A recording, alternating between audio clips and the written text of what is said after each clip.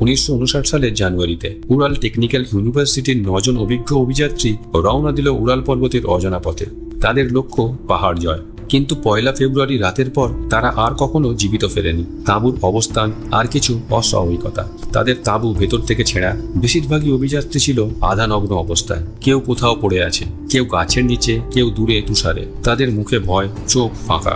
কেউ ছিল জিভ ছাড়া, কারো ছিল ছিন্ন হাড়, আবার কারো ছিল খুলির ভিতরে ভয়ানক আঘাত। ফরেন্সিক রিপোর্ট জানায় শরীরে কোনো বাইরের আঘাত নেই, কিন্তু ভেতর থেকে চূর্ণ বিচূর্ণ হাড়। এই রকম ধ্বংস নাকি কোনো মানুষের হাতে সম্ভব নয়। কিছু কাপড়ে ছিল তেজস্ক্রিয়তা।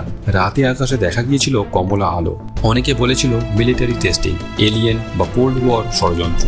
আবার কেউ বলেন ইয়েতি বা পর্বতের রহস্যময় বরফ দানব খুন করেছিল তাদের। সরকারের সন্দেহজনক আচরণ। তদন্ত হঠাৎ বন্ধ করে দেওয়া হয়। সেনাবাহিনী এলাকা সিল করে। আরো 30 বছর কেউ কিছু জানতে পারেনি। এত মৃত্যু, এত ভয়, এত প্রশ্ন, কিন্তু নেই কোনো উত্তর। সেই রাতে পাহাড়ে কি হয়েছিল? কেন তারা তাঁবু ছেড়ে দৌড়েছিল উন্মাদের মতো? কে বা কি তাদের হত্যা করেছিল?